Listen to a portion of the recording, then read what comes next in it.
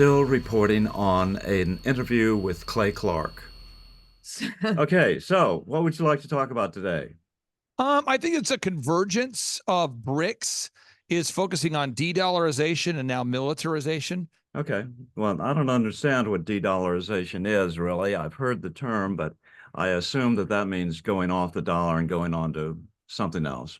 Well, as far as de-dollarization goes, de-dollarization, you have Brazil, Russia, India, China, South Africa. These are countries that didn't have this idea recently. They've been working on this for 17 consecutive years. So Brazil, Russia, India, China, South Africa. And what they've been doing is they've been hoarding the Earth's gold in preparation for a moment where they would have leverage and they could move away from the dollar. So on January 1st, Brazil, Russia, India, China, South Africa, they added Iran, Dubai, Saudi Arabia, Ethiopia, Egypt, many countries that maybe individually maybe aren't that impressive economically, but when you add up their combined GDP, you're starting to talk about some serious revenue. Then Putin made an announcement that he plans on adding at least 25 additional countries this year to the BRICS bloc. And so now you're talking about the majority of the world's oil production is being done by BRICS countries. Now you're talking about the majority of the world's military might being controlled by the BRICS countries. And now, since that time, you began to see the BRICS countries announce they are, in fact, moving away from the dollar. And so you're seeing more and more trade being conducted using the Chinese yuan or the Russian ruble or other currencies. And so the U.S. dollar is losing its role as the world's reserve currency. Right. And why do you think that's such a danger? Well, it would mean that our dollar wouldn't be worth less, but it would be worthless. So I guess a good example would be, you go to the store today. For anybody out there that's going to go to the store, this week, think about products you're going to buy, and then look at the products and ask yourself, where were they made? So for the Reawaken America Tour coming up here on June 7th and 8th in Detroit, Michigan. Now, we've got Eric Trump and General Flynn and Kash Patel and so many great patriots coming. And we're going to all go bowling on Thursday night before the event. It's kind of a fun meet and greet. And so this shoe here, I bought this shoe in preparation for the event. So anybody out there, if you wear bowling shoes to the Reawaken America Tour in Detroit, Michigan, you actually get a chance to come backstage and meet some of the speakers. So I bought the shoe. And I'm intentional now. I'm not trying to buy shoes not made in America. I'm trying to buy shoes made in America.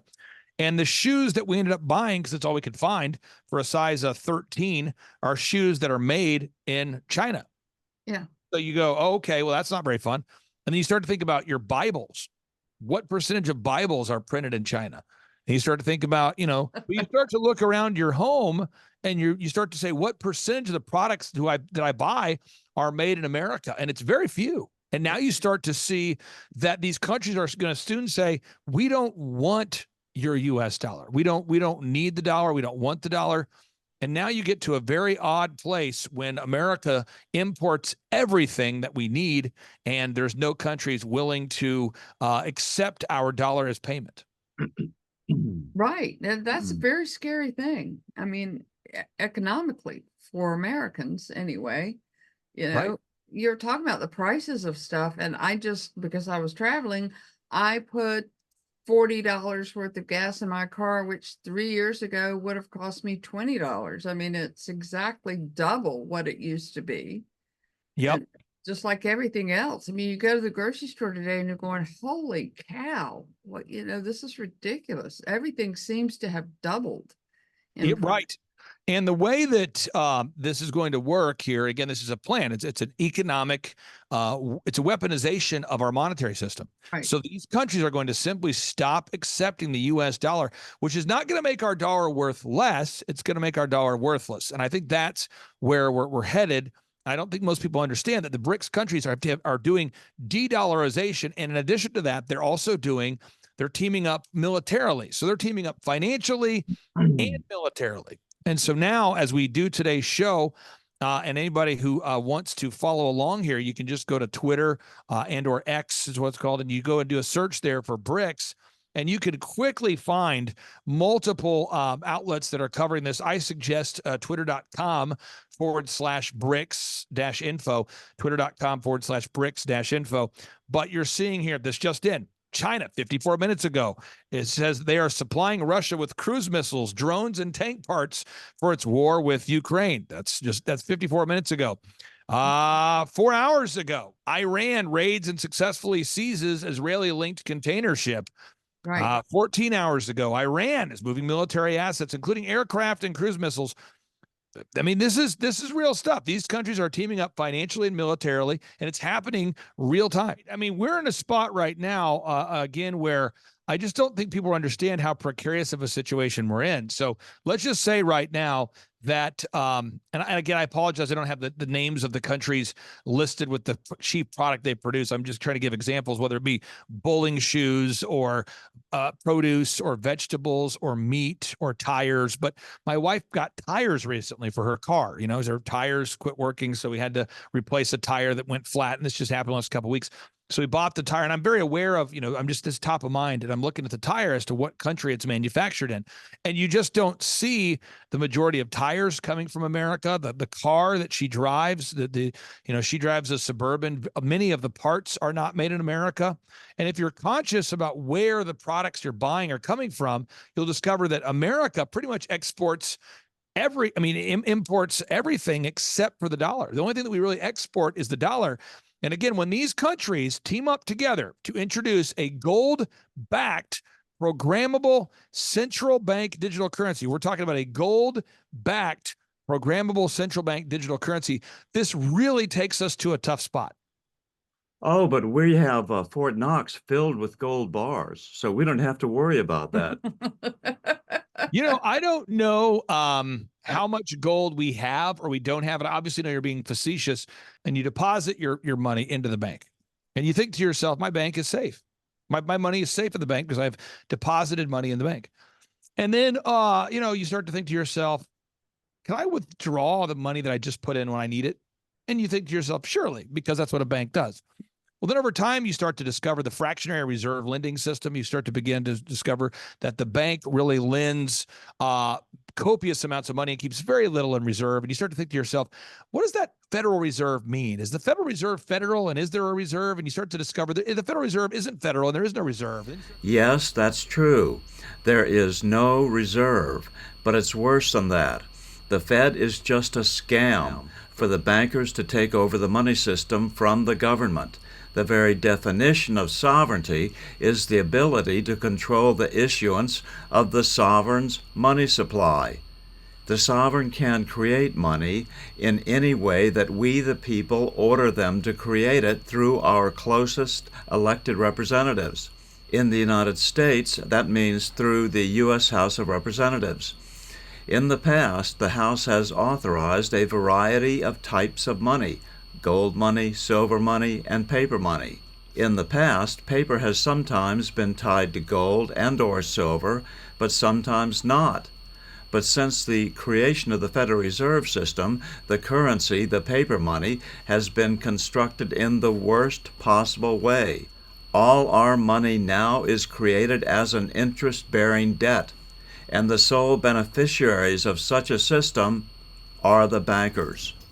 Such a system is difficult for people to understand because it operates by its very nature by deception. I have explained this many times on this channel. I'll get into more detail in another report. However, this speech I gave about 10 years ago at the last Brahms Grove Monetary Reform meeting in the United Kingdom. It explains the basic differences between sovereign, debt-free money and our current Federal Reserve debt money system. Before you come up, Bill, I'd just like to say on behalf of the movement, thank you for the work which you've done all these many years. Thank you for producing such entertaining, informative, intellectually captivating and very useful material in your very unique way. Ladies and gentlemen, Bill Still.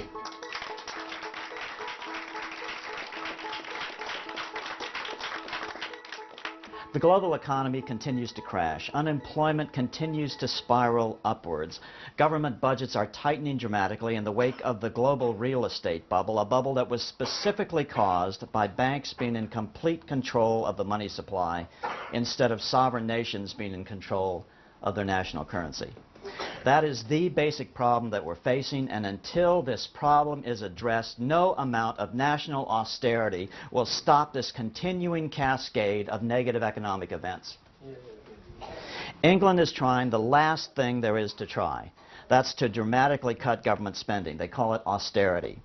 But to those of us in this room, we are all acutely aware that this austerity is not going to work. So it's our obligation to be able to say why this is not working and offer a reasonable solution, and we call that solution monetary reform.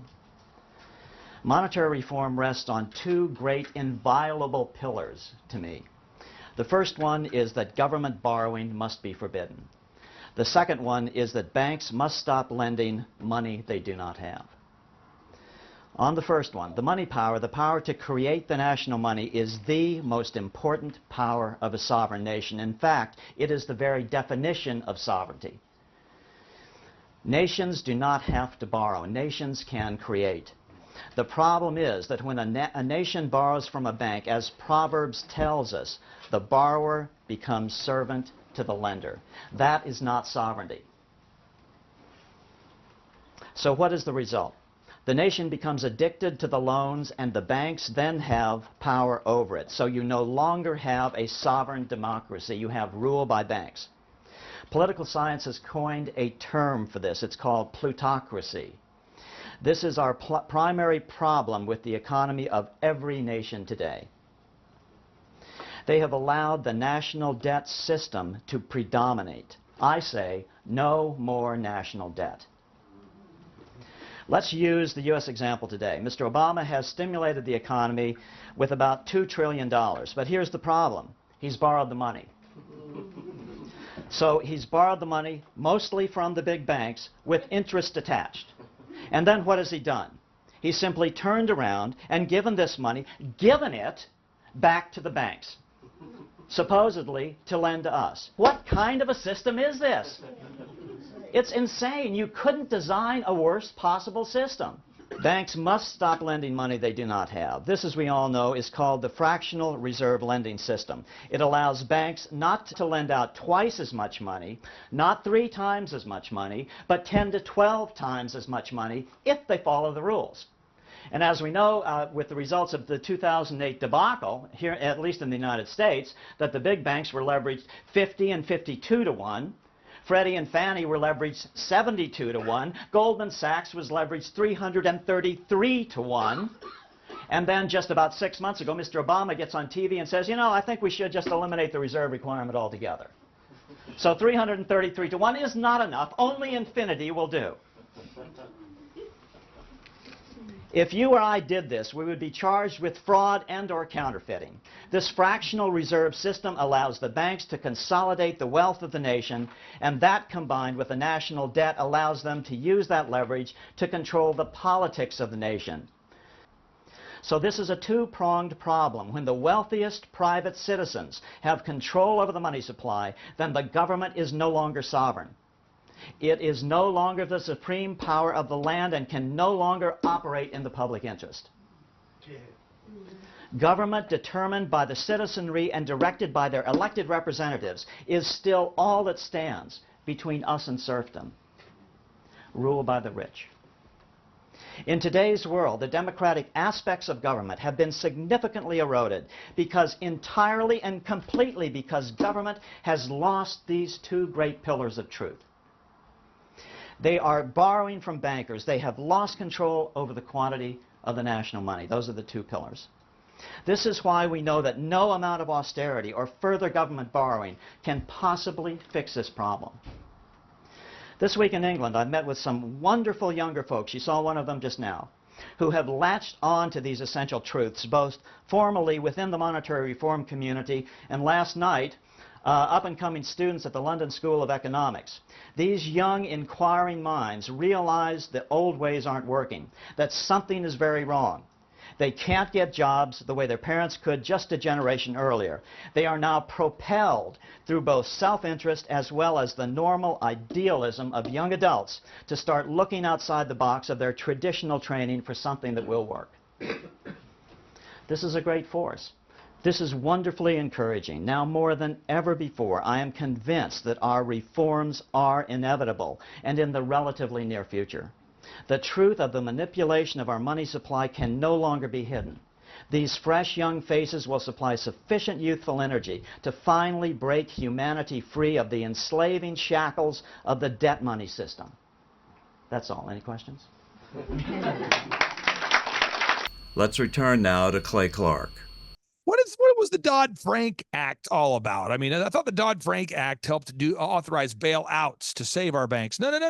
The Dodd Frank Act, it authorized bail-ins. So now the bank views your deposits as an investment that you've made into that bank, and they can use those your investments into the bank as they see fit, should they have financial problems. And so now, and I'm oversimplifying this idea, but now many banks have lent money to commercial builders, commercial building owners. And because of the lockdowns, the quarantines, the curfews, the COVID-19 scamockery, many people started officing from home. And so many of today's office buildings sit largely vacant or half vacant or some percentage vacant. And then you have these services or vendors that supplied services for the people who worked in the building, like restaurants and mail services and print shops. And anyway, those businesses are no longer functional because they no longer have a population of people in the office building to service. And you start to see this cascading problem where the people who own the commercial buildings can no longer service their debt. And then the banks are starting to find that more and more of their commercial long-term clients cannot afford to pay their monthly mortgages. And you're starting to see these banks collapse. So we are starting to see an intentional collapse of the United States banking system. It's intentional. It's part of their plan. It's called the Great Reset. And that's what's happening right now. Right. Well, it's even worse in China, though. The number of vacant buildings, both housing and commercial units, are just skyrocketing. Younger people now are not working at all. They just refuse to work because the jobs are so scarce that they can drive you like a slave. I mean, there are pictures of people in office buildings with bringing sleeping bags and sleeping at their desk just so they won't have to commute because they're working them so hard. And so these kids, the younger ones, are just refusing to work at all. Right. And again, the Bible tells us, now I'm going back to the Bible tells us we're supposed to work as unto the Lord. And I'll pull this up real quick here so I can quote specifically where it says that. I'm not just going to make a general statement. So Colossians 3, verse 23 through 24 says, "And whatsoever ye do, do it heartily as to the Lord and not unto men, knowing that of the Lord ye shall receive the reward of the inheritance, for ye serve the Lord Christ." So we're supposed to work as unto the Lord. In the Hebrew language, the word work means worship, and worship means work. So we're supposed to view work as a form of worship. The Bible tells us in Genesis and in Exodus, we're supposed to work 6 days and then rest on the seventh. Somehow FDR and his lesbian wife in 1938 convinced the world that they should do a 40-hour work week. And now Klaus Schwab and the globalists are convincing people they should work a 4-day work week. And now many colleges are teaching people that they don't need to work at all. So that's what's happening. And it's all a plan to introduce universal basic income. That's the plan. And there are 4 people that are big proponents of this. I mean, there's many, but there's 4 big names I think people should know. Let me pull this up real quick here for you. So you have Yuval Noah Harari, huge fan of universal basic income. Klaus Schwab, huge fan of universal basic income. Xi Jinping is a huge fan of universal basic income. And one might say, why? Oh, because it's communism. And so what they're doing is they're trying to come up with and by the way, Elon Musk is also a big fan of universal basic income. So the idea is to introduce the following 4 parts. There's probably 50 parts, but 4 main ideas I want to focus on. It's called the Great Reset.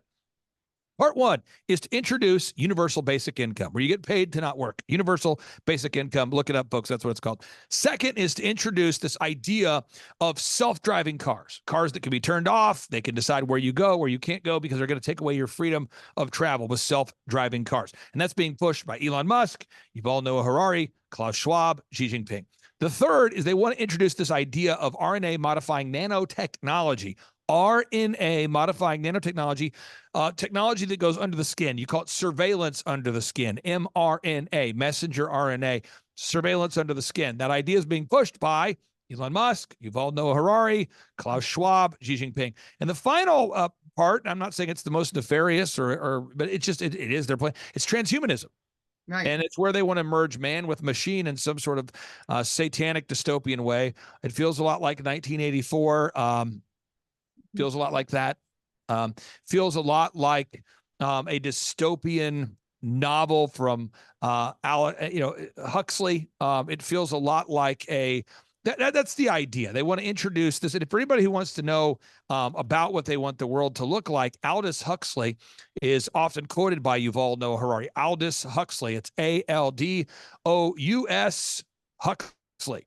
And he wrote a book called The Brave New World. And that's the mindset these people have. These people are sick people, and this is the world they want to usher us into.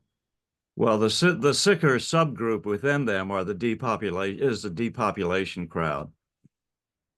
Yeah. And I don't disagree with that at all. In order to get us to the depopulation, again, these people have to usher in a fundamental destruction of the way in which we're used to living and functioning as Americans. And so again, I mean, this is what's happening. And again, Brazil, Russia, India, China, South Africa, the BRICS bloc, they are currently de-dollarizing. They are moving away from the US dollar, and they are weaponizing. They are teaming up together financially and militarily.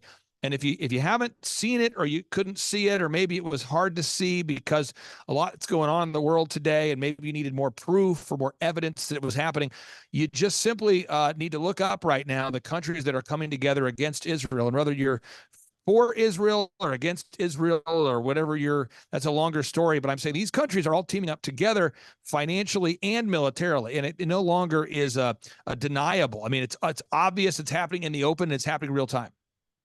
Yeah, and the maximum opportunity for them to strike is between now and January 20th. Right. And again, the idea is moving away from the American principles that have made us great. And so I would argue that America largely has a captured government. What am I saying? I'm saying I think we largely have a government that no longer serves the American interests. I think even, you look at Republicans, are they really Republicans? I mean, you look at, how many people that are Republicans are actually pro America first. I mean, you look at the actions of our new speaker. So many people had high hopes for him, whether it was for therapeutic reasons or because they just, wanted to see America do well. I don't know. But more and more people are discovering that essentially, our current Speaker of the House tends to say the exact opposite of what he does. And the things he's doing are allowing our government to spy on us. It's moving away from America First principles. It's funding wars that we're not a fan of. I mean, he really is moving in the opposite direction of what he says. Right. Just because they re-implemented FISA, you think that they're going to actually spy on us? No way. No, listen, no way. Spy on us I thought it was funny. I read that one part of that bill said that the FBI had to get Congress's approval before they spied on them. I don't think the FBI, I think the FBI is probably laughing their heads off at that, oh yeah, right, like we're going to get the approval of Congress before we spy. They have been spying on us for a very long time. Doesn't matter whether they have the FISA or not. They just... Well, I would just say this in closing today for anybody out there that's taking notes. I got 3 calls to action for you. One, if you go to timetofreeamerica.com/Alex, so timetofreeamerica.com/Alex, I've put 119 events that the Bible prophesied that would happen that are happening. The Bible is 27% of the Bible is prophetic, 73% of the Bible is historical, and there's 119 events that I've seen, at least, that are all taking place right now that the Bible prophesied that would happen. And so if you want to see those events, you can just go to timetofreeamerica.com/Alex. Second is if you want to come join us for the Reawaken America Tour, June 7th and 8th in Detroit, Michigan. Eric Trump, Laura Trump, Kash Patel, General Flynn, Rudy Giuliani, Mayor Giuliani. I mean, it's going to be an all-star lineup. Jim Brewer. I encourage you to go to timetofreeamerica.com, timetofreeamerica.com to get those tickets June 7th and 8th. And then finally, if you want to be inspired to do what's required, you can watch the Reawaken America Tour documentary featuring General Flynn and Mike Lindell for free tonight, simply by going to timetofreeamerica.com. You can download it for free at timetofreeamerica.com. So a lot of information today, but again, the big theme is the BRICS countries are teaming up both financially and militarily in real time. And so if you're out there today and you haven't invested in precious metals of some kind, I would recommend that you would do that. Obviously, you're seeing the price of gold spike right now. You're seeing the price of silver skyrocket, the price of gold skyrocket. And don't invest in precious metals just because of that. I mean, this isn't a get-rich-quick plan. The idea is that you're protecting your wealth against inflation and hyperinflation. Well, Clay, we greatly appreciate you being with us today. And you one more time, what are the dates of the Reawaken American tour that you just announced? What are the dates? It's June 7th and 8th. June 7th and 8th in Detroit, Michigan. So anybody can learn more about that by going to timetofreeamerica.com. Okay. Okay. Thank you so much. Thank you guys for your time. Have a great day. I'm still reporting from just outside the citadel of world freedom. Good day.